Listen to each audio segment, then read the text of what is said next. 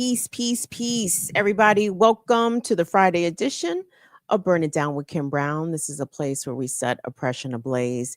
Before we even get started, before we do anything into the program, I want us to have a moment of silence for the Assata Shakur, who passed away on the 25th of September at the age of 78 in Cuba. So join me, y'all. We're going to hush for a second.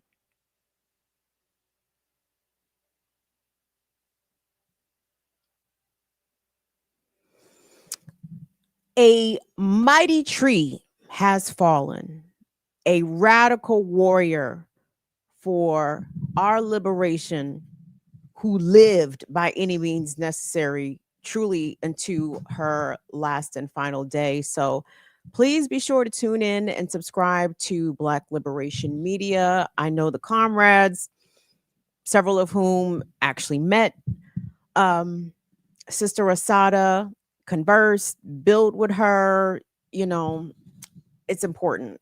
It's important that we remember her legacy, and especially listening to those that not only known her, but studied her tremendous body of work. And to be honest, I mean, Shiro almost doesn't even encapsulate what Assata Shakur was able to do, but sheesh, a warrior. Make no mistake about it. So rest in paradise, rest in power to the goddess.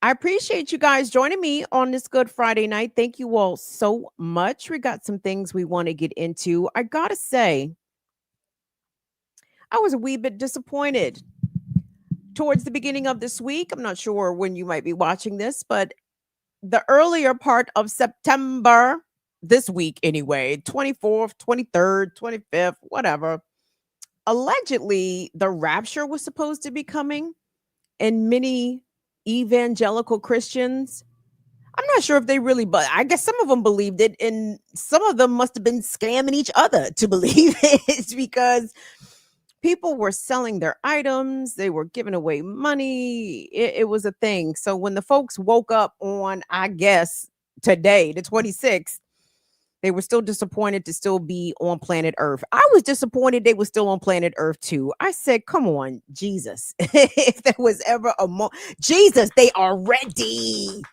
They are ready. Just take them. Just take them on. Take them somewhere. I don't know where they're going, but take them somewhere. Take them away from us. And God said, not today. I said, damn it. See, this is how we lose people to atheism. You know what I'm saying? Because promises are not being kept out here that you are going to rapture the whites. Though the big homie 3-Eye Atlas, I think, is coming to take care of that. But we're going to get into that one a little later. But hold on. So some of these unraptured folks, unfortunately, are still walking amongst us. And some of them, of the younger demographic, managed to stumble their way upon the campus of Tennessee State University in Nashville, Tennessee. We have some folks in Tennessee. Listen, on this platform, we have been covering, at first I wanted to say months, it might be years at this point, where the Proud Boy contingent, the 3%ers contingent, the Oath Keepers contingent, basically the white nationalist supremacist contingent have been showing up to Nashville in particular, not exclusively, but definitely making multiple appearances in the city of Nashville. Even one story we covered here where they were harassing small Black children, calling them racial slurs, like grown ass fucking white adults, males, of course, by and large, harassing, abusing, and bullying small Black children in public, right? Crazy. And of course, the harassing white nationalists did not get in any trouble. Why would they get in trouble? Why would ever racially harassing Black children ever land white people in any fucking trouble in America? But anyway, so I want us to go to the campus of Tennessee State University because I found these pictures and this whole entire exchange to be quite interesting, because it seems as though there is a collective effort, strategy, plot, plan to somehow willingly antagonize communities of color, Latino communities, Black communities, online communities, right? Anybody that I guess doesn't subscribe to whatever the Trump agenda is, this pretty explicit white nationalist agenda and policies that they are rolling out, right? Which includes a lot of things: mass deportation, eliminating of diversity, equity, and inclusion programs, and the like. But given that we are in the wake of not only Charlie Kirk getting hit in the head with a bullet of unknown caliber, I'm not even going down that rabbit hole, like, whatever. Charlie Kirk getting hit in the head with a bullet. 3 white police officers being murdered in York County, Pennsylvania. Both of these assailants, white and young and male. But for some reason, the right doesn't want to look in the mirror or look in their own communities or look in their own fucking living rooms, or probably more likely their own basements, and address the real problems. Your loser fucking sons and nephews who won't get their fucking life together for a myriad of reasons, right? I won't even come down to 100% hard on the poor white incels in their basement who can't get off Call of Duty and whatever fucking shit that they down there playing, right? The system is failing them as well. But the problem is they won't look internally, and they certainly won't address the system with the imperial grand wizard sitting at the head of it right now, Donald Trump, right? They don't want to address the system, even though the system is fucking them deeply. Okay, maybe they like it. Shit, I'm learning new things about the right all the time. Maybe some of them like getting fucked deeply. I mean, no judgment. Whatever you like, it's fine. But keep Black people out of it because we don't have shit to do with it, okay? And I know that is genetically and biologically, maybe even impossible. I was going to say it's difficult for white people to leave Black people alone, but maybe it's actually impossible. Maybe there is something literally on one of their chromosomes that mandates that they go and fuck with non-white people in their own spaces. And this appearance at Tennessee State University certainly reminded me of olden times when white males would show up, usually with violence, usually with rowdiness. Now, these motherfuckers came with willful ignorance. And I think that they wanted to make themselves victims. Oh, we just were asking questions. We just wanted to have a conversation. Famous words before somebody ought to get punched in the teeth. But I wait, who said that? Okay, no, nobody said that. Okay. We just want to have a conversation. We can't have a political dialogue. Shut the fuck up. Go back to fucking UT campus. What the fuck brought you out here? Anyway, I want us to get the perspective of the news, how the local media covered this. And then I want us to get the perspective of the students that were actually there and engaged, we'll say, enthusiastically with these young crackers who came to start some shit.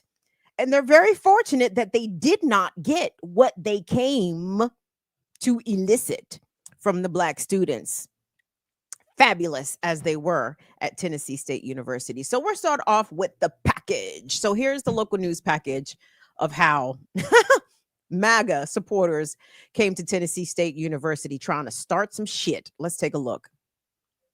We had a group of people come and start. We had a group of people come and start to heckle us. Why even provoke on our campus? New tonight, chaos here at the Tennessee State University campus after a debate group visits the campus wearing MAGA hats and carrying signs against DEI and illegal immigration. Fox 17 News' Karen Aguilar joining us from TSU tonight after speaking with both students and that debate group. Most students I spoke with are calling the conservative group who showed up here at TSU hateful. That group tells me they were just trying to have civil discourse with the students and are accusing those who push back of inciting violence. Video shows spirited Tennessee State University students gathered around the Fearless Debates group.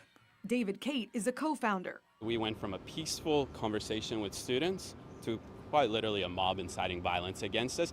He tells me they are trying to encourage debate on the heels of Charlie Kirk's murder. The signs the group brought read, "DEI should be illegal and deport all illegals now. Let's talk." TSU senior Layla Johnson was there when it all went down on Tuesday. What did you think about the group coming onto this campus with those signs? I just feel like it was unnecessary. Like, why would you come to a HBCU with all that commotion knowing that we're going to say something about it? Like, they're just, like, insane. Why did your group pick a historically black college to have this conversation? Is there a reason why we shouldn't go to historically black colleges to have these conversations? We're not limiting who we want to go speak to based off their race, based off their gender. The university is calling the group's actions hostile and saying TSU students conducted themselves in a professional and respectful manner. Take a look at our last 6 stops, our first 6 stops. We have not had an issue like this whatsoever. Layla believes they were not there for debate, but to provoke students. I don't agree with it. Like, it's just nonsense. All we did was set up a table. The university says a group was escorted from campus. Kate denies that. He instead says they were taken away for safety. TSU adds they were not authorized on campus. Are you guys going to continue to just show up to public universities if they don't answer? Absolutely, it's our free speech. It's our these campuses have a free speech area. They're public universities. The university declined to comment further, but the NAACP came out in support of the students. Reporting in Nashville, Karen Aguilar, Fox 17 News, your Code Red station. Code Red station. Okay. You know what? I don't care. So you heard the reporter in the earlier part of her package say that the fearless debaters, is that what them those jolly troop of junior Klansmen, is that what they call themselves? The fearless debaters. Oh, is that a play on the great debaters? Not sure. Regardless, they came to Tennessee State University to engage in conversation with students at a historically black college in the wake of the Charlie Kirk murder. Why? What did black students or black people have to do with Charlie Kirk's murder? See, per the Utah governor, who we love the fact that the Utah governor came out and said this after Tyler Robinson was arrested, but how the Utah governor prayed for 33 hours. He prayed for 33 hours just for God to be like, it be your own niggas. He prayed. The Utah governor said he prayed for 33 hours. I prayed that it wasn't one of ours. I prayed that someone drove from another state or came from another country. Just prayed that it wasn't one of ours. It was it's always one of yours. That just proves to me, Governor of Utah, you don't pay attention to domestic terrorism in this country. The FBI used to, but now Trump is back and he said, nah, just close all those, close all those investigations into white wing and right wing white supremacist domestic terrorists, the sleeper cells and all that, because we know that's who does the most fuckery in this country. It's who's always done the most fuckery, right? Anyway, so but come talk to black students about what?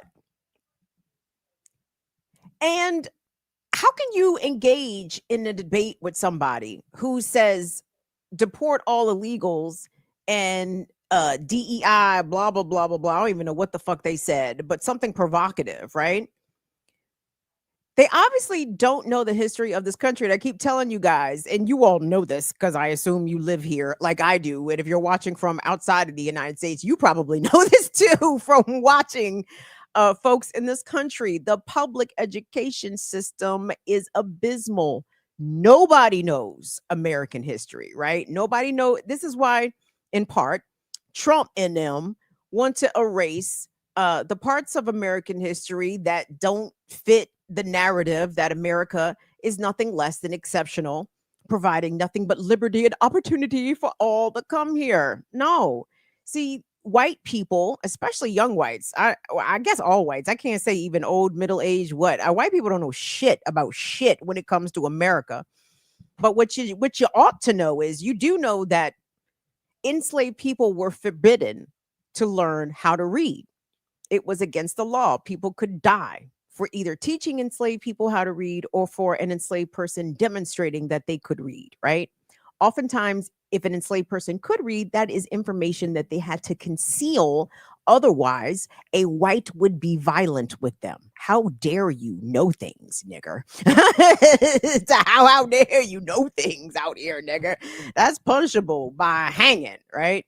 So white people don't want to know that. They also don't want to accept the fact that the reason that there are historically black colleges and universities is because there was legal segregation in America in which black people were precluded from attending universities and colleges and institutions of higher learning, in which usually black communities' tax dollars helped to fund, but black people themselves were not able to attend. So, we pulled ourselves up by our bootstraps, as the fucking crackers keep telling us to do. Well, you see, y'all don't know fucking history. We did do that numerous times, way more than your folks. But anyway, black people pulled themselves up by their bootstraps and created their own institutions of higher learning. And to be clear, white people were never precluded from attending historically black colleges and universities. Never.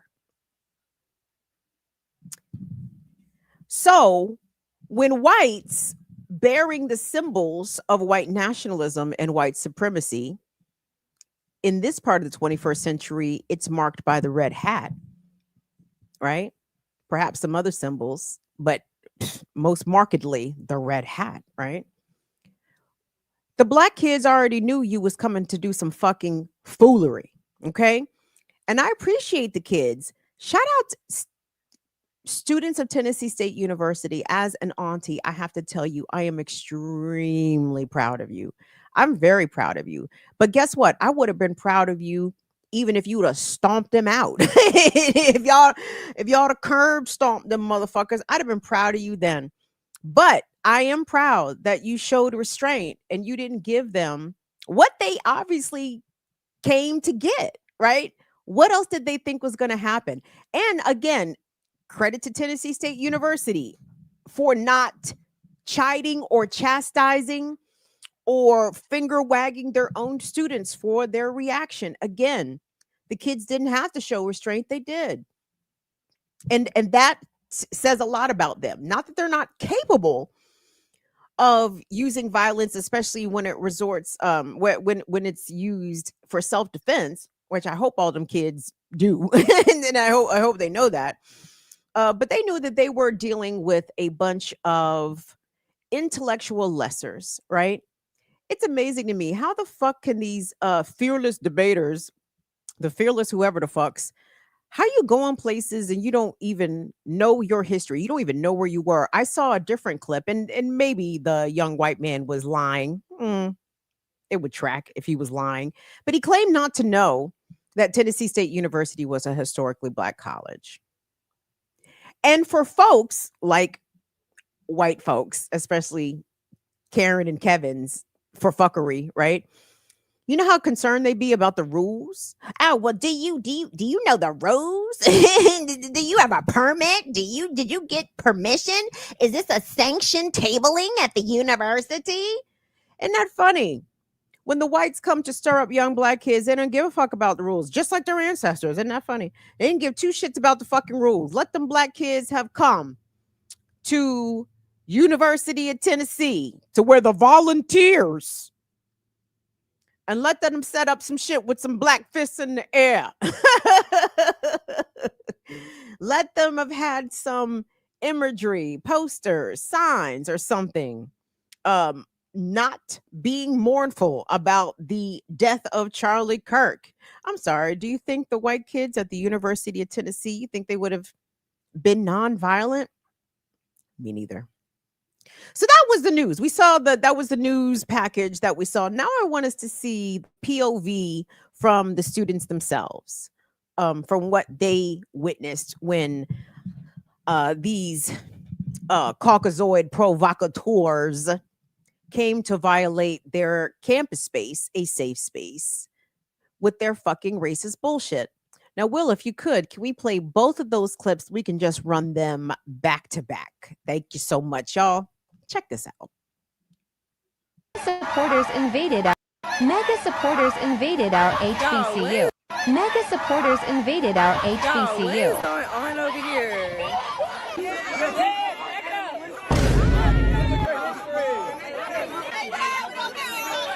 You called the East primitive for what? We created y'all knowledge. We created y'all science. We created y'all math. Y'all didn't do shit besides steal. Y'all didn't do anything to your. You guys didn't make shit. You guys touch children. You guys fuck. Showing them the door. We walking them to the door, y'all. I don't even know how they got on campus. We gonna figure that out, but I don't know. They need to get like a trespass, like penalty or something because Sending them off. Tell him it's that boy. He thought he was gonna come up like Charlie. Yes. Man, yes, yes. Say good job, TSU. Good job. Shout out to my Good.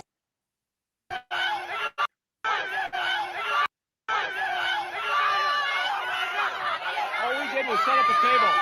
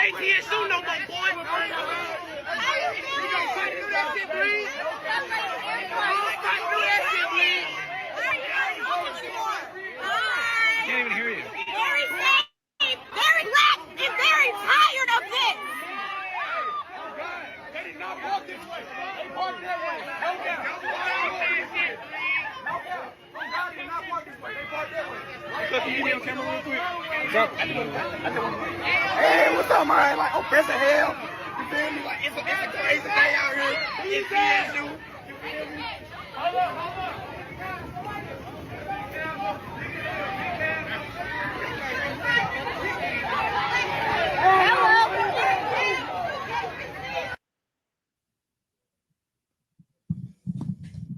There you go. Shout out to our wonderful mods in the chat. I can only assume we may have some scragglers in here. And I'm going to take a stab in the dark at what a comment potentially could be.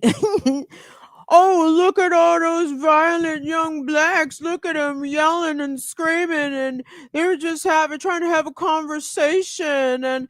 And why are they so rude? And look at how they act and how they behave, right? That's what the racists would likely come in here and say about those Tennessee State University students after seeing their reaction to them MAGA crackers coming on their campus. The racists would have the audacity to call the black students violent, right? Why? Because that little cracker got yelled at? Man, if you think that's violent, let me tell you what happened at Utah Valley University on September 10th. I mean, there was a guy there. He was just trying to have a conversation on this white campus, lily white campus, all white. This guy was just trying to have a conversation and someone fucking shot him in the goddamn neck. So don't talk to me about fucking violence, okay? White people in America have cornered the market on domestic terroristic violence, okay? Black people continue to use our words, right? Even if we do take to the streets, even if we do damage property, burn shit down, as it were, it's property, right? Charlie Kirk caught one from one of y'all Okay, not a black person, not an undocumented, not a Latino, not a Chinese person, not a LGBTQ. Well, maybe LGBT. He might have been LGBTQ. I don't know how Tyler Robinson identified. He looked very cisgender to me, and I'm sure his daddy and his granddaddy did not know the full extent of his relationship with his roommate, but that is a whole nother conversation. But regardless, stop it, whites, racist whites, of course. We need you guys to look within. Look at yourselves, look at your homes. More importantly, go look in your basements because there is the problem right there. Not paying any bills, eating up all the food. God damn it, mom, I'm playing with my friends. Right? You can't ask him to do shit. He don't want to take out the fucking trash. You don't want to cut the grass. Why? Because he's too busy playing Hellfire or I don't even know what the fuck. You know what I'm saying? You are losing, you racist white America. You're losing an entire, maybe 2 generations of your men to online racist hate forums and gaming. You're not losing them to black people. You're not your young white men are faltering not because of Tennessee State University students or because of DEI. It's because they're lazy pieces of shit. You've spoiled and coddled them. They don't want to work. They don't even want to do physical activity, which is wild. That's why these motherfuckers is all pale and skinny and shit. I can easily tell the young white men who game way too much because they don't have like the tint of their skin. Like it is such a specific shade of alabaster. I said, when was the last time this kid has seen sunshine? I mean, all vitamin D deficiencies. You understand? Too skinny because, man cannot survive off of Red Bull and potato chips alone. You know what I'm saying? And Adderall, whatever the fuck they take, right? You have lost your children for your own decision making, for your own piss poor parenting, for your own horrible family values. I worry about the young white kids, quite honestly, decidedly less than I worry about black and brown children, of course. But I do worry about the young whites because they're going to be unleashed upon the rest of us, as we saw in that example of what happened at Tennessee State. And this refusal to look inward, for white America to truly look inward and assess its own values. For example, and their willingness to just believe anything that Donald Trump says with a level of cognitive dissonance, I think that gets worse by the day, right? The white man who allegedly killed, was it 2 detainees at the ICE facility in Dallas, right? Young white, allegedly apolitical. I saw interviews with some of his friends and family members. They said they never heard John, whatever the fuck his name is. They never heard him talk about politics and said they described his politics as libertarian. He had a libertarian lean. Who spoke at the Libertarian Convention? Who was that? Oh, that's right. It was Donnie Dump. oh, he had a libertarian lean, huh? So he might have been leaning towards Trump. And this is the way he decided to express his political views by posting up in a sniper's nest and firing at the ICE facility. Isn't it funny also the level of cognitive dissonance? Kristi Noem, Kash Patel, Donald Trump, the shooter. The shooter had anti-ice on his bullet casings. Oh yeah, how come he didn't hit no ICE agents then, huh? He was just a bad shot. Okay. All righty. So here's the thing, guys. This is what I want everybody to do. Number one, please let everybody know. Seriously, like we are about to see instances of racist whites really feeling themselves more entitled to our spaces and our physical personal space, because we know, white people don't give a fuck about giving you your fucking space, right? Like, what? The way that the randomness of white folks will come up and accost you as a non-white person and like ask you questions about why are you in a certain place? Who are you? It's like, who the fuck is you? Expect more of that, as though we don't already experience significant levels of that on a regular routine basis. Expect more of it.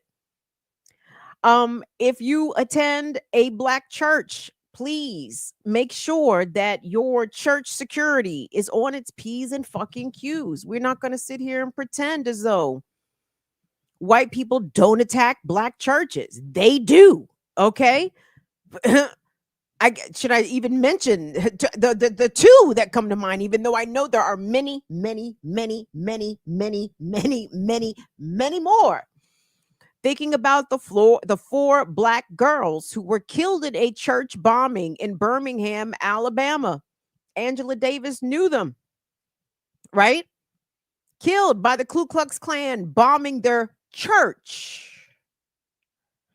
Dylan Roof, white race soldier, walked into Mother Emanuel AME Church in South Carolina, sat and prayed with black parishioners, then opened fire, slaughtering 9 of them.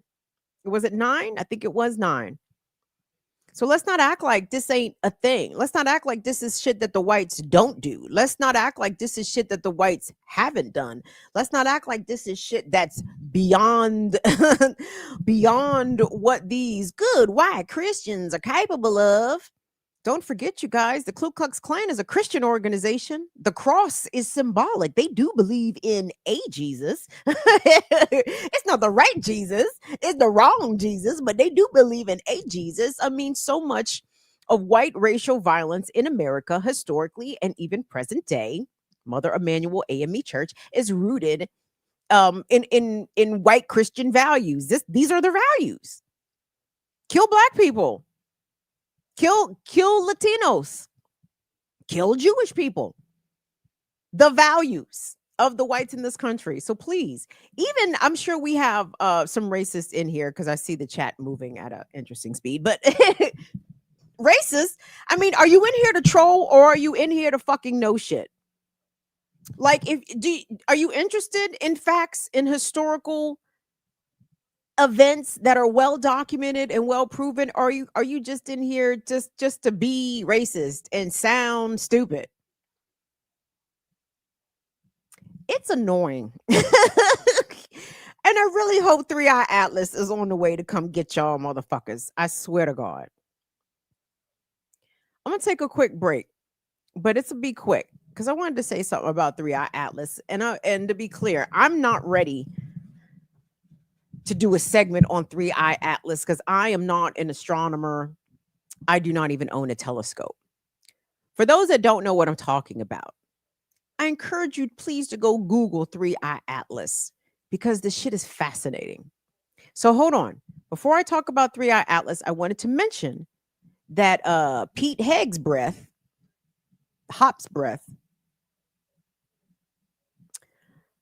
the Secretary of War, Pete Hegseth, has summoned all of his generals and admirals from their overseas posts and deployments, even from conflict zones, I heard on the news. Pete Hegseth said he wants everybody, everybody that work for the Pentagon, DOD, and you got some stars on your shit. He said he needs y'all to be back at Quantico or Langley or wherever the fuck. He said he needs y'all niggas back in Virginia by next fucking Tuesday. Next Tuesday is September 30th. Okay. Next Friday is October 3rd. Would you like to know what might be happening on October 3rd, everybody? Well, 3i Atlas. What is 3i Atlas? 3 stands for the third. I stands for interstellar. And Atlas, I believe, is the name of the super powerful telescope that clocked this object in our solar system beginning first in July of 2025. And as the astronomers and the scientists are looking at 3i Atlas, they said, it could be a comet, but that's a big fucking comet. In fact, guys, if 3I Atlas is a comet, it's the biggest fucking comet ever recorded in the history of man. Okay? That's one thing. Is also giving off weird properties, right? The scientists say that this thing is defying the laws of physics as we understand them in our very infantile knowledge of the universe, right? It also did something pretty interesting. Haha. So interesting. Apparently, what's today? The 26th? Maybe this was yesterday on the 25th of September. For all the eyeballs and telescope lenses and all this stuff on 3I Atlas, they said for about 17 to 19 minutes, it just disappeared, went dark. Couldn't nobody find it in the sky. Couldn't nobody find 3I Atlas. And then all of a sudden, 3I Atlas reappeared. The shit reappeared. And it was like 211 million miles away from where it had last been seen. They don't know if the fucker teleported. They don't know if it dropped into a fucking wormhole. They don't fucking know. Okay? They don't know. They don't know. So apparently it's on a perihelion track. It is sharing the elliptical plane as the planets. Again, I'm not an astronomer. I don't fucking know. Like, I'm just telling y'all what the fucking astronomer niggas are saying, okay?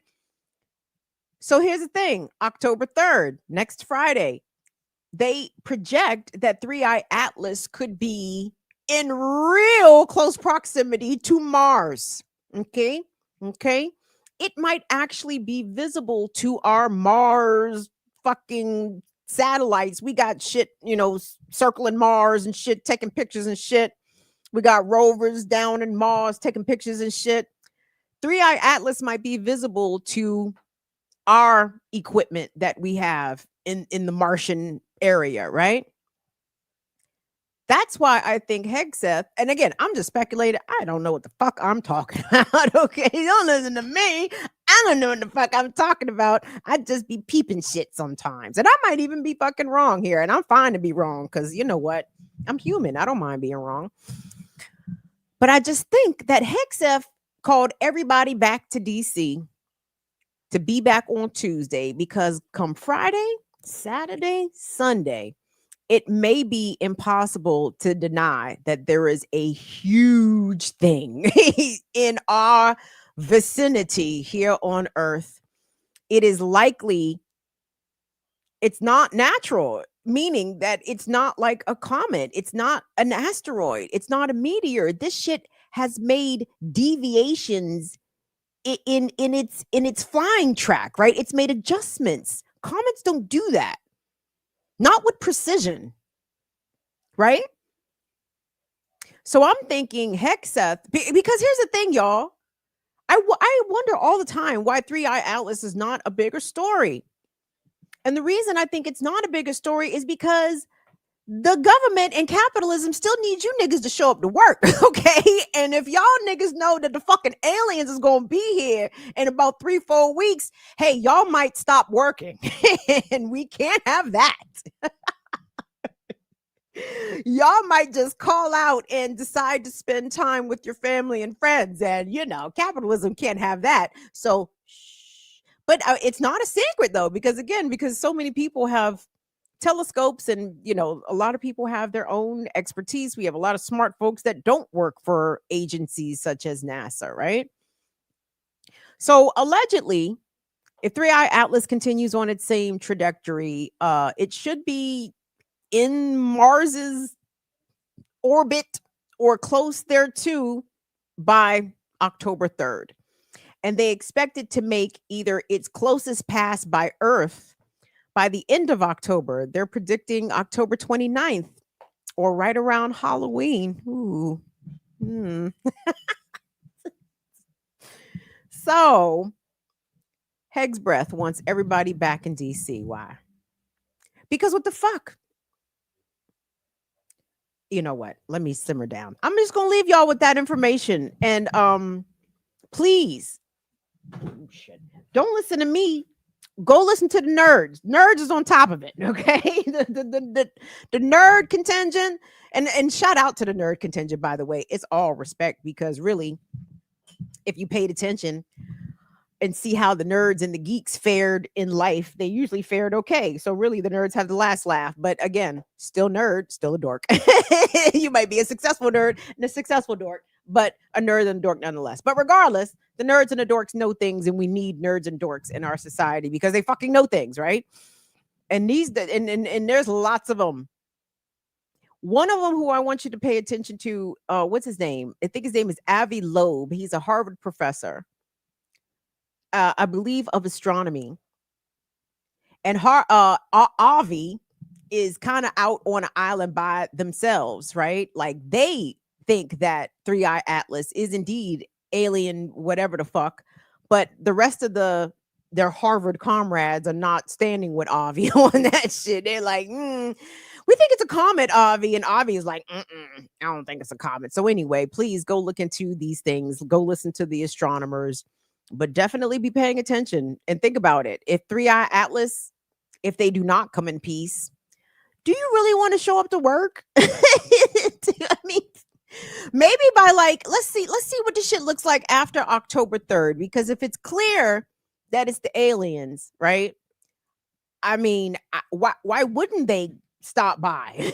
Why wouldn't? Apparently, they think that the motherfuckers, the smart people, the astronomers and whatnot, they think that 3i Atlas has already engaged with our satellites and has already done scans of our satellites and have got us figured out all the fuck already. So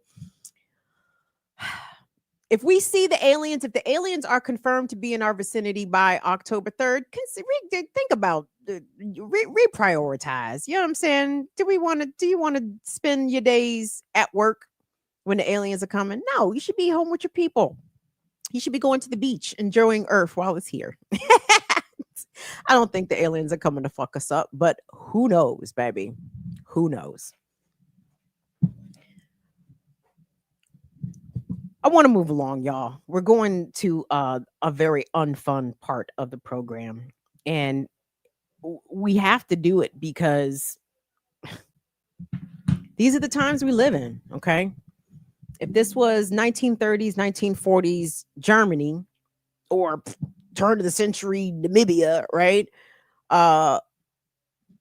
What people would we be in those times? Would we be the ones talking about stupid shit, trite things? Would we be talking about the new Cardi B album? Would we be talking about beefs?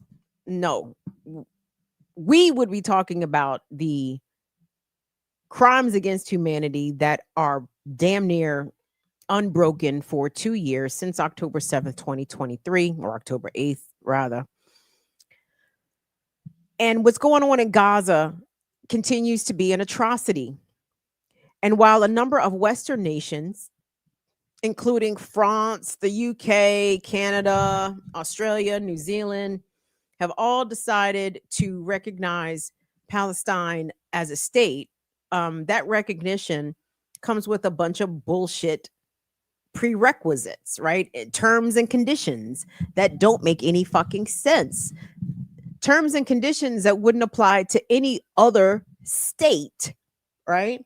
Imagine, though I wish somebody had, if somebody had told us, the United States, if our NATO allies or the European Union or the ASEAN nation bloc, if they had said, or the BRICS nations has said, we're not going to recognize America so long as you have a fascist authoritarian in the White House, the MAGA Americans would have been like, well, fuck you, buddy. Fuck you, buddy. These colors don't run.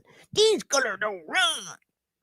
We elect who we want to elect. Okay. Americans would never have that, right?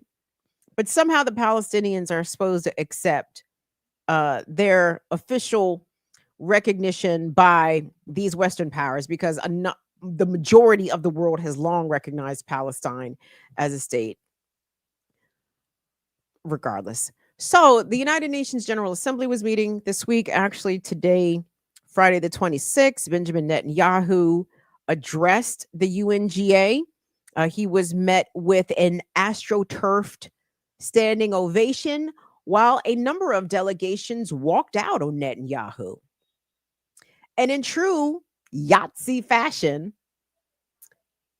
Benjamin Netanyahu made sure that his address to the United Nations was pumped in through speakers into the Gaza Strip so that the Palestinians that he has been genociding, the Palestinians that he has denied food aid and humanitarian aid, the Palestinians who have been starving to death under his genocidal policies, he wanted to make sure that the Palestinians received his propaganda message loud and clear. Do you guys know who else did such a thing?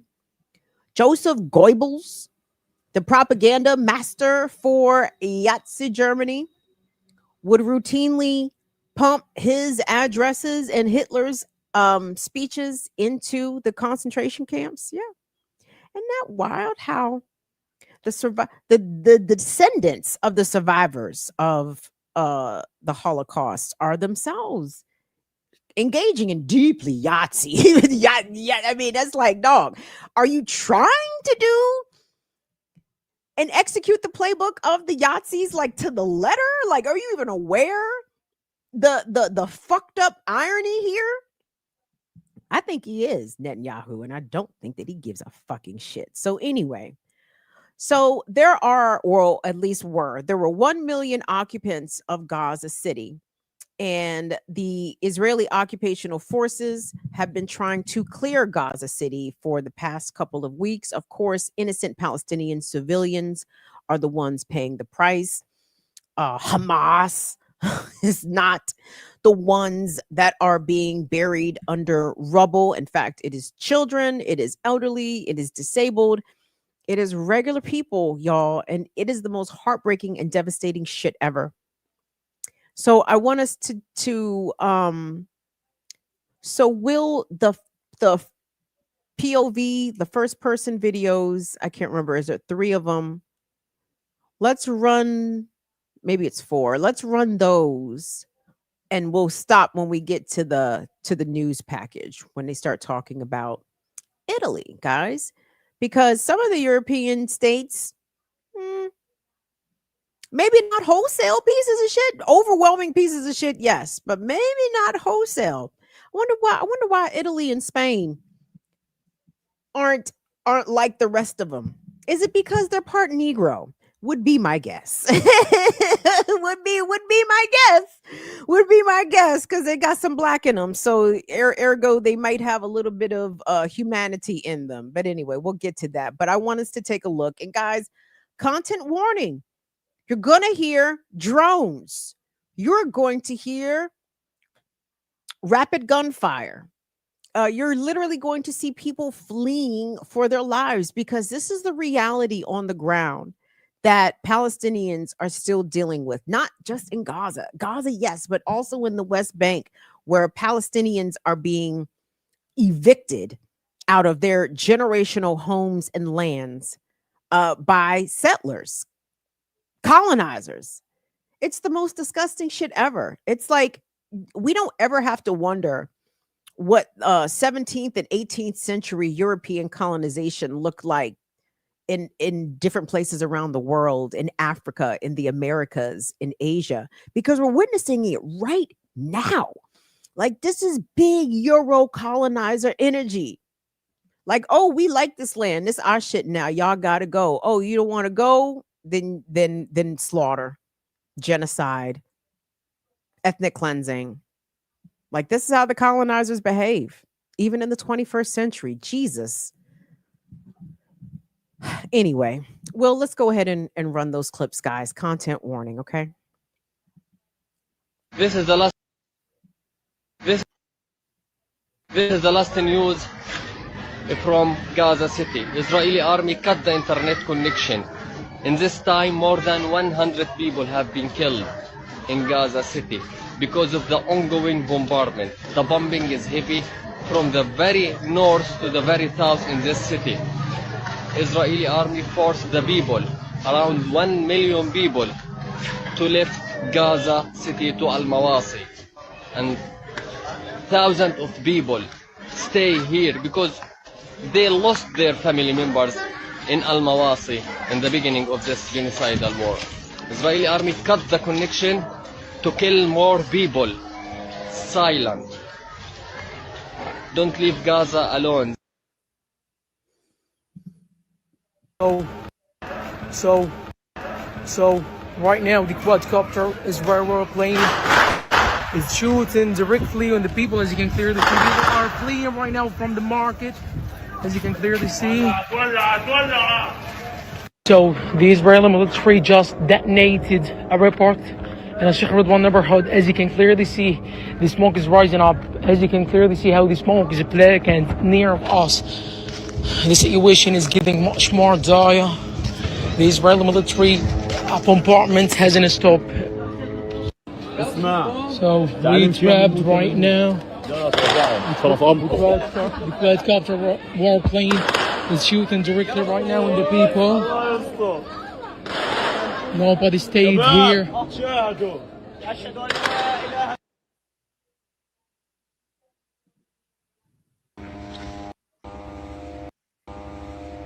Assalamu alaikum. I am a nurse from the United States of America. I'm from Seattle, Washington, and I am in Gaza City. Today is the 22nd of September 2020. People an update on what's happening on the ground here in Gaza City. I understand my local time, it's around 1 a.m. and many people won't get this, but the IOF, the Israeli occupation forces, are just outside the hospital, and one of my coworkers, colleagues who's downstairs has a photo where they've been using, they've been digging a hole. And I'm not gonna lie, though, times that I've seen holes like that dug are when they're preparing for murdering Palestinians and aid workers, put them in mass graves. And again, that is just what I've seen historically throughout this occupation. That's not necessarily what I'm assuming it's going to be used for, but they have surrounded our hospital. For the purposes of security, I am going to keep that information private. They are bombarding the entire neighborhood area. Most of the streets are covered in this gray cement dust and explosive dust. I don't know if you can hear it, but it's just constant gunfire outside. And yesterday there was a tank nearby the hospital. I'm gonna go ahead and see if I can reverse this footage, but I don't think I can. Hold on, please. So this is a view from my room. As you can see, that area has been actively bombed with explosion devices. It's just covered in that gray dust. Yeah, maybe you can hear the gunfire. It's completely all around the hospital at this point. There's a tank nearby that I know of because you can hear the tank rounds. The other thing is that in the news, which I've been able to confirm, is that they are loading tanks and other vehicles with explosive rounds and then detonating them all over Gaza City. And you can tell that that is what they're using based on the sound of the explosive device. Or the explosive sound, rather, that happens, because it doesn't sound the same as a missile or a bomb strike that's dropped from the sky. I spent a good chunk of the morning trying to record just all the different explosions and missile strikes that went on this morning. Basically, the IOF doesn't let us sleep overnight, and then it just continues, the bombardment continues throughout the day. I am feeling personally safe. I know that I'm well looked after and I'm well taken care of here. My concern for my safety is definitely escalated.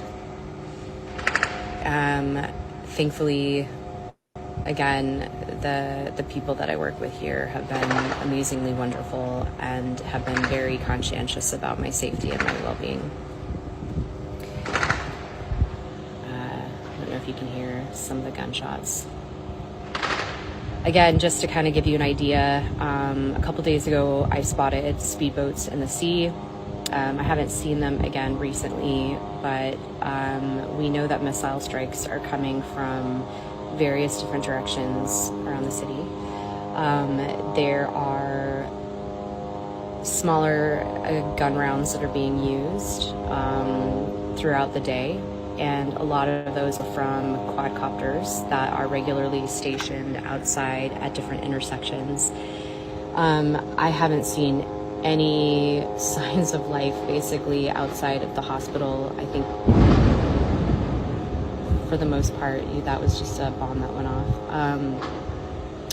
especially in the Tal al-Halwa neighborhood, which is where I am. Most people have evacuated this section of the city, and then if you're not evacuating, you are running from point A to point B, otherwise you will be shot at by the quadcopters.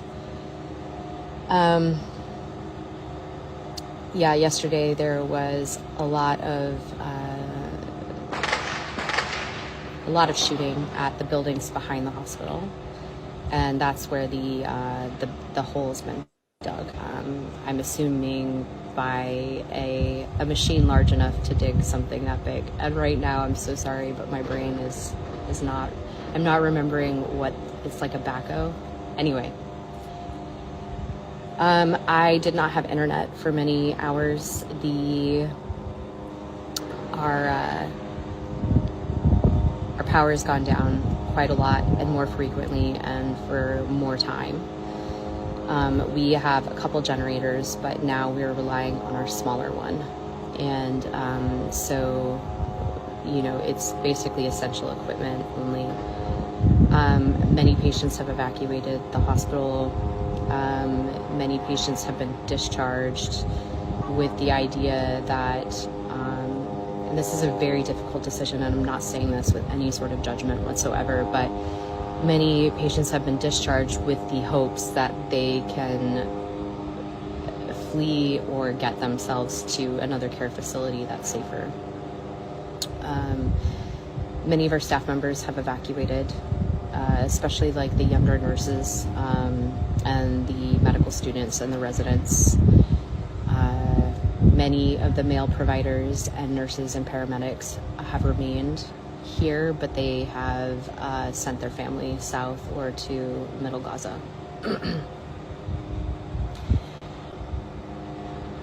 I am very pragmatic about my position here.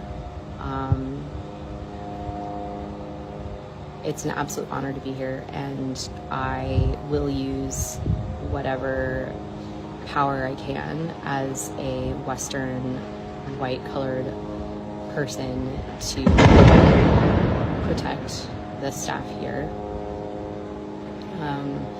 There's many conversations between the staff of like, what's going to happen if the tanks come? What will happen to you? And I recognize that my passport and my nationality carries some weight, although I'm not sure what anymore, because the U.S. has not been making the right decision regarding this ethnic cleansing campaign.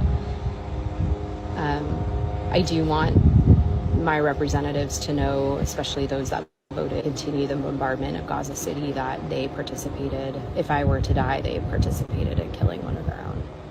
And I understand that it's important to recognize that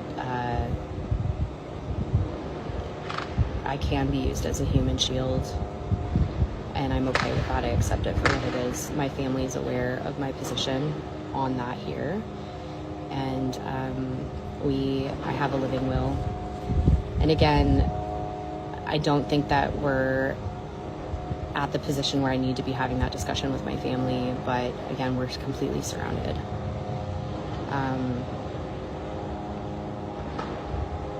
And I understand that because I'm going live and I am talking about what's happening, that it makes me more it. But at the end of the day, like, we don't have journalists and press. They are all being murdered by the IOF. And again, I'm not reporting on anything that doesn't affect me as a healthcare provider. But we have to get the word out. We have to keep talking about what's happening here in Gaza. So if you're tuning in, please share this video. Please know that I care very deeply about my coworkers and you for watching. We are very isolated right now. So again, just talk about Gaza, talk about Gaza City. I think a lot of our accounts are shadow banned. I think a lot of the information that I've been trying to get out has been shadow banned. Again, I'm from Seattle, Washington. Like, please send this video to my politicians there. Just send my information to anybody that you think will listen, and I appreciate that wholeheartedly.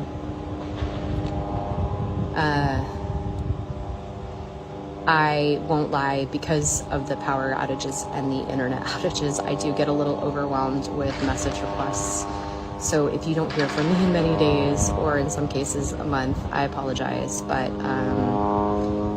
as you can see, I think the situation is a little bit different.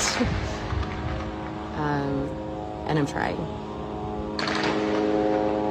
I hope you can hear the gunfire. And there's a UAV that's circling the hospital. Okay. Free Palestine.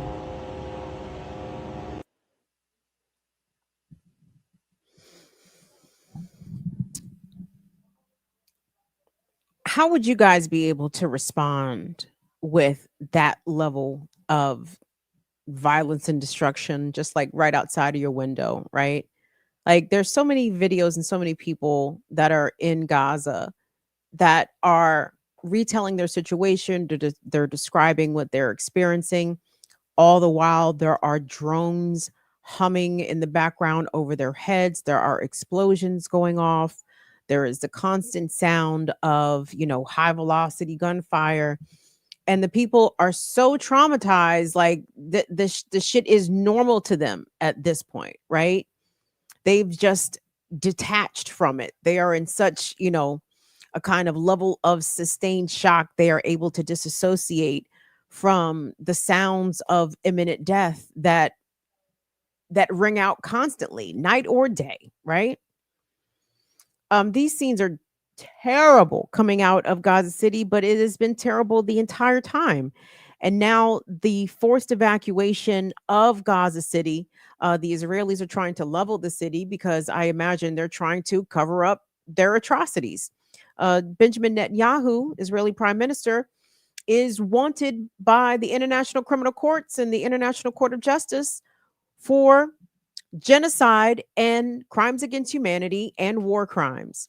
In fact, when Netanyahu addressed the United Nations, leaving Israel and coming to the New York City, his personal plane had to strategically fly to not go into European airspace because most of the European Union, if not all, are members of the ICC and the ICJ, right? And they ought to down his plane and put him in handcuffs. But Will, if you could do me a favor, drop the link in the chat for me, gang, because as you guys know, Molly, who does our social media and related things, is on Blue Sky at Molly Shaw, SHAH. And if you follow the hashtag verified by Molly, Molly has taken her journalistic skills to assess whether or not the number of fundraisers and GoFundMe's and related type of accounts that Palestinians are putting up to make sure that they are verified, that it's not a scam, it's not some third party person trying to subvert benevolent, funds donated with good intentions meant for someone suffering in Palestine, and that someone's not running a scam elsewhere and trying to steal that money meant for others. So if you go follow Molly on Blue Sky, you can see the people and the fundraisers that she's been able to verify. In the link that Will just dropped in the chat is for an organization or a group trying to help people evacuate Gaza City specifically. Okay. And guys, the amount of money that stuff costs, I would love to figure out what's it called? Vulture capitalism. What happened, or disaster capitalism? What happens when scarcity is rampant, and then all of a sudden I saw a gentleman who was trying to raise funds for a tent for his family. I thought he said it was like $750 like some amount that didn't even make any sense, right? And this is what these people are having to deal with, having to pay like $50 for a kilogram of flour, and it's exorbitant. So it's like as though the genocide isn't bad enough. The means of survival, capitalism finds its tentacles there too, and is there to exploit people in literally their worst and most vulnerable and weakest positions. Like, we live in crazy times. I hope 3-Eye Atlas get here soon.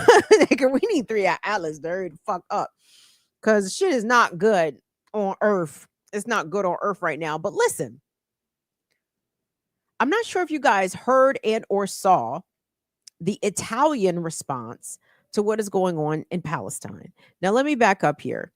There is a flotilla currently called the Samud Flotilla. It's made up of about 50 small crafts, boats, sailboats, different sized vessels, and they are carrying humanitarian aid. Their goal is to break the Israeli blockade, the naval blockade on Gaza. And these people have got flour, rice, baby formula, medication, mobility devices, mobility aid tools for people who are amputees, people who are now disabled by Israeli bombs and the like. And the Samud Flotilla is the latest one since the Hamdallah Flotilla, which contained Christian Smalls, the former head of the Amazon Workers Union, amongst others. So this is the subsequent flotilla from the Hamdallah. This is the Samud. And there are a number of Italian nationals on this flotilla. And Italy said, if you hurt any of our Italians, Israel, if you fuck with any of them Italians, it's going to be a motherfucking problem. And if Israel tries to shut down this flotilla, Europe, the Italians say they're going to shut the whole shit down. Okay? And I said, oh, really? You don't say. Come check it out, y'all. Let's check out the package.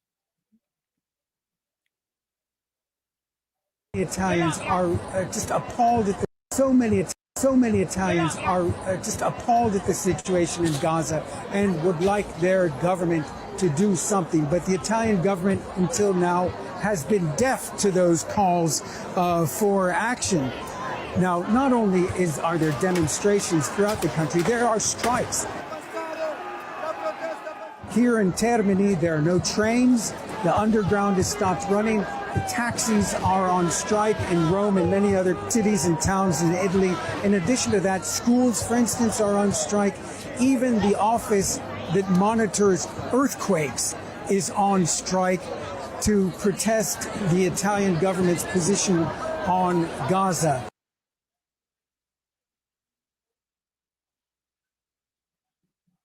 Where's America? How come we don't get down like that, y'all? And we lazy. We would love to have a reason not to go to work. I mean, we collectively as a nation that are lazy fuckers that would prefer to not go to work. And we would take to the streets to avoid going to work, but especially for a cause that's just. I appreciate that. Did you guys know that? And that was from a few days ago, by the way. So there has been some development. So Italy has sent a naval frigate, a speedboat. I don't know. They sent a boat from their navy, maybe two by now, to accompany the Samud flotilla. Spain allegedly is also sending a naval boat of sorts to accompany the flotilla. I may have heard Greece, but I'm not, I don't quote me on that, but Greece might be in the mix, but definitely Italy and Spain are in the mix for sending some apparatuses of their navy to accompany the flotilla and hopefully serve as a deterrent for the Israelis to attack the flotilla. Again, these people are not armed. These are not soldiers. They're not, actually, there may be some veterans on board on some of these flotillas. Actually, I think there is at least one U.S. veteran, but they're not carrying M16s. You know what I'm saying? They're carrying baby formula. But that hasn't stopped Israel already from attacking, in part, some of the vessels in the Samud flotilla. In fact, they were the target of drone strikes, not with missiles per se, but either with flashbangs or some sort of munition. The intent, according to those that are part of the flotilla, they believe that, and they don't even really know if these drones are from Israel, but who is the most likely culprit? Who has attacked all the previous flotillas but Israel, right?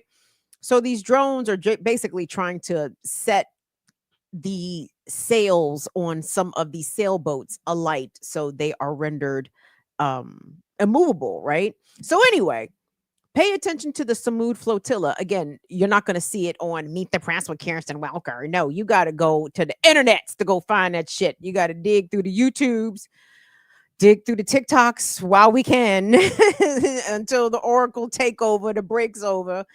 And we definitely have to continue to stand with the people of Gaza. And we still have to put the pressure on our fucking dumbass politicians, Democrats alike.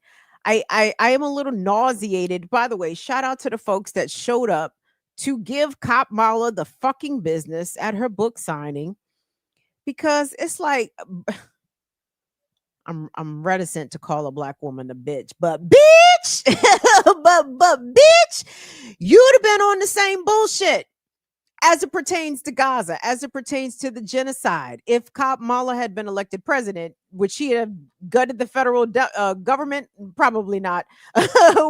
would she have done, some other goofy shit that Trump is doing? Would she have boosted up the ICE budget? Probably some, but maybe not to the extent that Trump has. But without question, the policies would have been unbroken from the Biden to the would-be Harris administration, as they are with the Trump administration. Kamala would have stood firm in continuing to fund the genocide, to arm the genocide, to supply the genocide, and to, from a diplomacy level on the global stage, continue to defend the genocide and support. We stand with Israel's right to defend itself.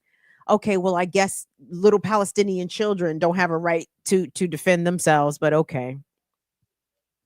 So please, y'all, don't forget about Gaza. Don't stop talking about Gaza. And I know there are concurrent genocides going on in the Sudan, the situation in the Democratic Republic of Congo, still not a great one. And even those that are still paying attention to what's happening in Ukraine. And I don't want to diminish, what's going on there. So I know we definitely have our plate full with terrible things that by and large have the United States fingerprints all over them. I mean, we are ground zero for fuckery, for causing fuckery, for promoting fuckery, for executing fuckery. And I just wish we would stop. I just wish we would stop.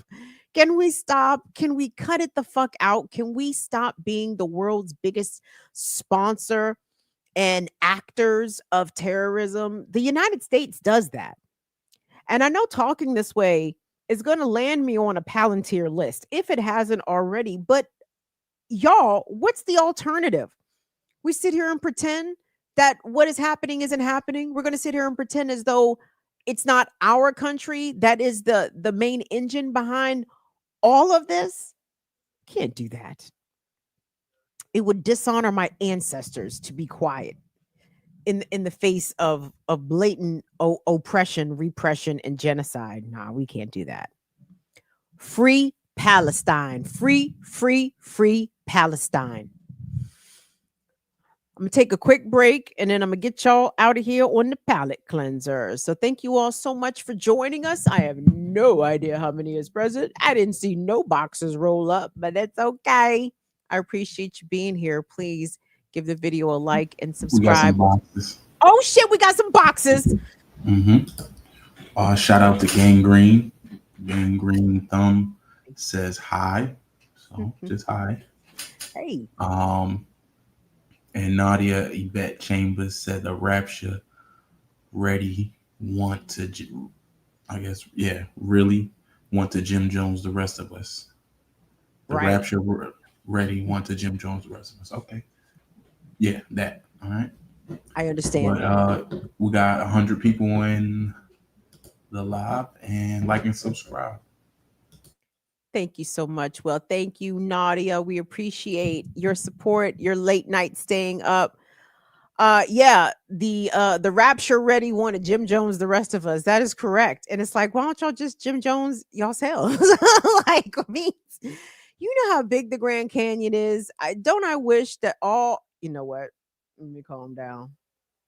But it's like there's plenty of space for all of them. You feel what I'm saying? You're picking up what I'm putting down. If they all stood at the rim of the Grand Canyon, like y'all don't have to wait on Jesus. You can go meet Jesus. Okay, you can go meet him yourself and literally leave the rest of us out of it. Gangrene Thumb, thank you so much for your support. Thank you so much to Keith. Thank you so much to Trey D. Thank you so much to Franny French. Thank you so much to all of our wonderful patrons. If you want to support us with some material love, you can hit us at $BIDWKB. That's us on Cash App, Venmo at BIDWKB, PayPal.me/BIDWKB, and of course, Patreon.com/BIDWKB. Let me get y'all out of here on some palate cleansers. I'm sorry. I had a brain fart for a second. I forgot where I was. Like, I know where I'm at. No, you guys, on some serious shit, maybe really quick. Again, for y'all, especially who have like 9 to 5s, and for y'all that have like children and shit, like for people that like you have to perform normalcy, like there are people counting on you to perform normalcy and regularity. I salute, because I don't know how the fuck you're doing it. You yourself personally, I don't know how you're getting up and go to work every day. I don't know how you just, fix breakfast for your kids and send them to their fucking, white supremacist indoctrination institution of learning and just this is a normal day. Like, y'all, we are so far away from normal. I mean, we've never been healthy in this society. America's always been a very deeply, deeply sick place. But my condolences. I'm not even kidding. Like, if you actually have to go out here and perform like regular functioning human out here, like at a job and as somebody's mama and or daddy, I'm gonna pray for you. And I mean that. I'm not even being facetious. Like, I'm gonna pray strength for you. I'm going to pray abundance. I'm going to pray help, assistance for you, because I ain't got no job, Tommy. And I'm having a hard time processing all that I'm seeing, all the information, all the images, all the. It's hard. Why do you think I am rooting for 3i Atlas? Because maybe 3i Atlas will put a pause to this shit. Maybe we'll get a little fucking time out, kind of like we had from COVID, from everyone that survived it, right? Put a little pause on all this capitalism shit because it's too much, driving people fucking crazy. So anyway, I want to move along to my palate cleansers. These are good uns. And I gotta say, now, Will, if you're no, don't worry about it. No, we're gonna play the clip, but I'm not sure what organization this is, and I kind of want to credit Sunrise Movement, but I'm not clear that this is Sunrise Movement's stuff. So if you guys know the organization that was behind this clever action, please let me know. So David Rubenstein is a name that some of you may or may not know. If you are from the DC metropolitan area, you might know David Rubenstein's name because his name is a lot of places. David Rubenstein was part of the Carlyle Group, which we know got fuck tons of billions of dollars from the wars in Iraq and Afghanistan. So he's kind of like a war profiteer, in my opinion. But he tried to turn that Carlyle Group war profiteering money into philanthropy, right? He was a big benefactor of the Kennedy Center before he was summarily removed by Donald Trump. And to be clear, Rubenstein, not a great actor at the Kennedy Center. I don't give a fuck if Trump fired him or not. That don't mean he was on our side at all. In fact, Rubenstein has thrown his money a lot of places. He is a majority owner of the Baltimore Orioles, and he has also put down a dumb amount of money to help restore the Lincoln Memorial. I want to say something like 30 million. This is the kind of bread this motherfucker's sitting on. He got 30 million to give the government. Okay. But his politics, terrible. Obviously, he's a Zionist, and we don't root for David Rubenstein. Fuck that nigga, right? But Rubenstein politically bankrolls a lot of different players and a lot of different terrible industries. And at a recent, I think, fundraiser, his notorious deeds and investments were called out by some young, outstanding, I think these are white folks. Correct me if I got this wrong. But this is the kind of carry on we here for, whites, okay? Y'all got to show up and shit in disguise in your regular white skin. The greatest disguise ever made is the fucking Caucasian complexion. You can go any fucking where and no one's going to ask you, what are you doing here? Except, of course, if you show up at an HBCU campus, then it's you obviously not supposed to be there. But in a white space, show up as a white person, it's assumed that you are exactly where you're supposed to be. So if you're going to do some carrying on, white folks, go in your greatest disguises and get in that motherfucker and carry the fuck on. So anyway, take a look at this clip. We love this. I just wanted to make a toast to David Rubenstein for owning 77 fossil fuel companies, a dozen weapons companies. If it blows children up or gives them asthma, he wants to invest. Okay, so just a big, everyone glasses up for David Rubenstein, the worst climate offender, owns weapons. If it blows children up or gives them asthma, he wants to invest. David Rubenstein, everyone. Thank you. Thank you. No one's toasting? Okay, weird. I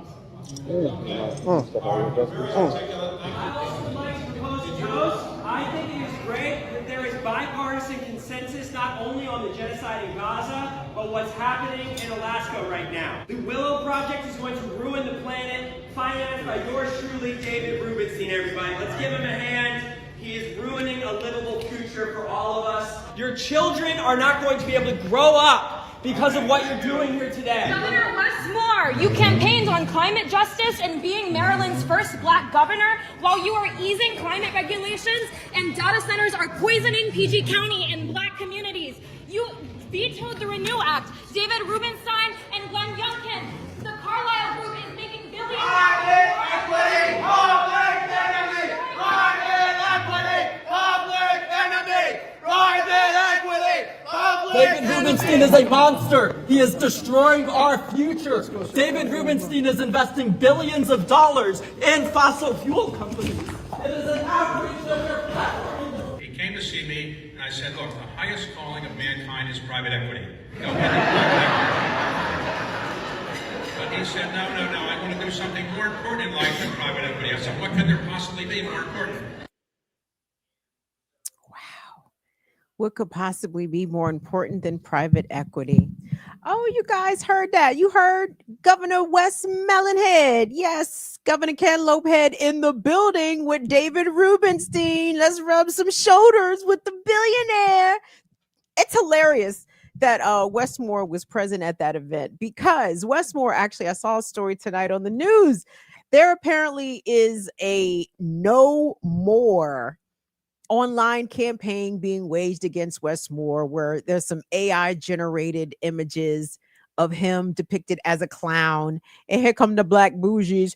Well, depicting a black man as a clown is very, very racist, and I'm thinking to myself, The only who Homie the clown? Like what? I mean, they depict Trump as a clown accurately, right? I don't remember black man as a clown being a racist trope. Maybe I missed that. I don't know every fucking thing. I know, in blackface and gorillas and monkeys and the like, but clowns, black. I didn't realize that clown was a specific racist trope towards black men, which I don't think is true. But Westmore is a clown, so let's start there. But I appreciate the young whites. Come through, young radical whites. We need more of that energy. Again, yes, show up, disrupt, fuck shit up, call these fucking terrible people out to their face. Thank you, young sister, for calling out Westmore to his fucking face. Westmore ain't no progressive. They're going to fool y'all with Westmore. Watch what I tell you. They're going to try to give you all that Gavin Newsom Westmore ticket. And I'm telling you, baby, Chichimacha, I'm telling you, baby, it ain't the way. It ain't the fucking way. So that's one palate cleanser. So this is how many? I only got one more else left. Hold on. Play "Wanna Be a Baller" by Lil Troy. So y'all know I'm from the DC area. So there was a point in time where music was deeply regionalized. And there was a song that came out in 1998. It's called "Wanna Be a Baller" by Lil Troy. And I think Lil Kiki on this joint too. Listen. On the Impala. Swisher roll tight, by spread for ice.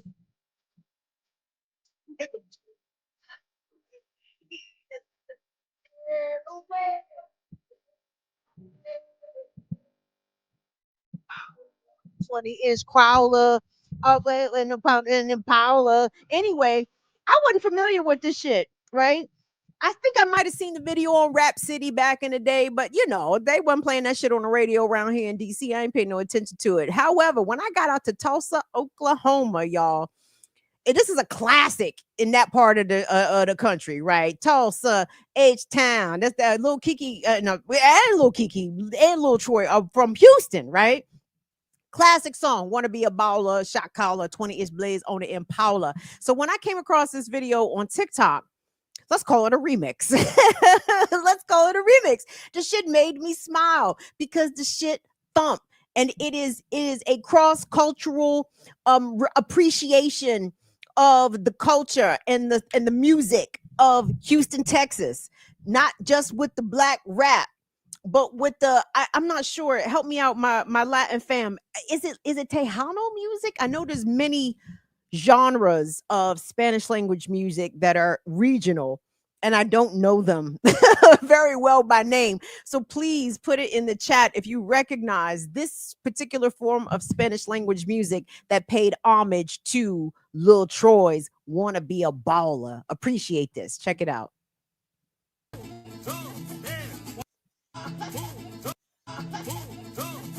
Wanna be a baller, shot caller, 20-inch blaze on the Impala. Holler, get laid tonight. Push your roll, I got spray by in the highway. Making money to fly away. But there's gotta be a better way, yeah. It's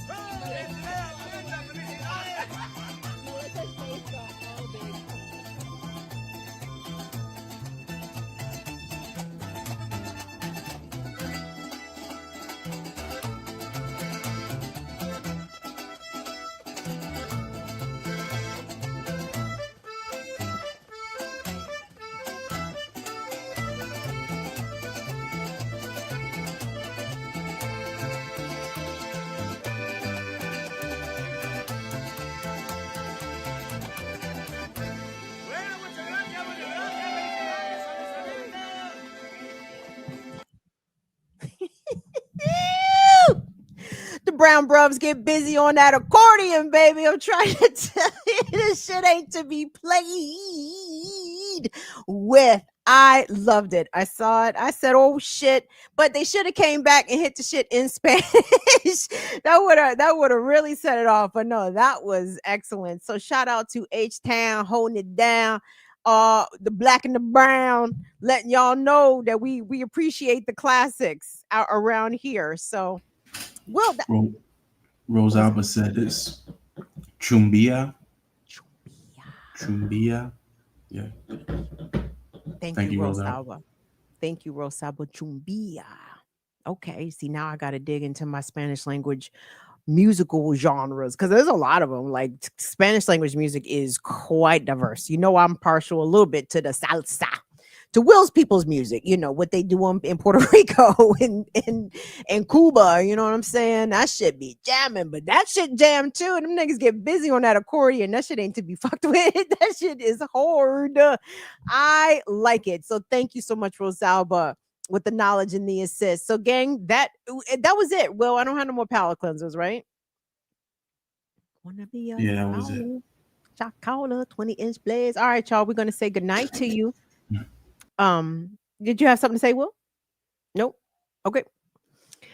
Do me a favor, everybody. Don't forget to tune into Saturdays with Renee tomorrow morning, 7 a.m. Jesus Christ.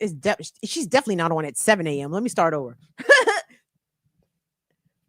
Don't forget, everybody, to tune into Saturdays with Renee on Black Liberation Media, 11 a.m. Eastern Time. Renee always has fascinating things to discuss, so please tune into that.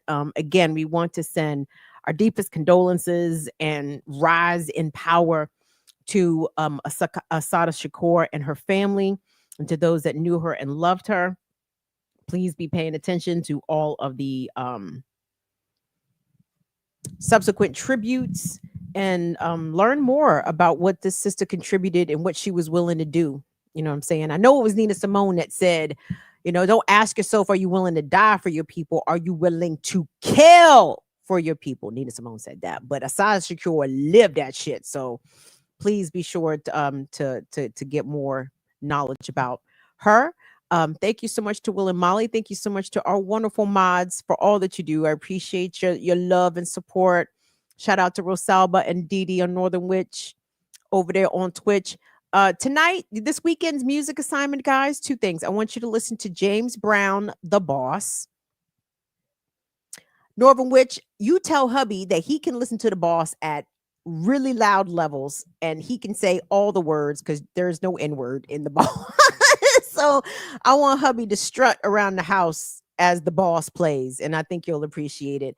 And there was another song I wanted y'all to listen to. Oh yeah, I want y'all to listen to What You Need by NXS, because that is a funky bass line for white folks. It's very impressive, especially for Australian white folks. Holy shit. I said, how the fuck do Australians get that goddamn funky? But shout out to NXS. Rest in peace to the god, Michael Hutchins. So anyway, I'm out, y'all. Thank you so much to Will and Molly. We will see y'all back here on Tuesday. Google 3i Atlas. It'll blow your fucking mind. I love y'all to pieces, y'all. Good night. See you later. Bye-bye. Deuces.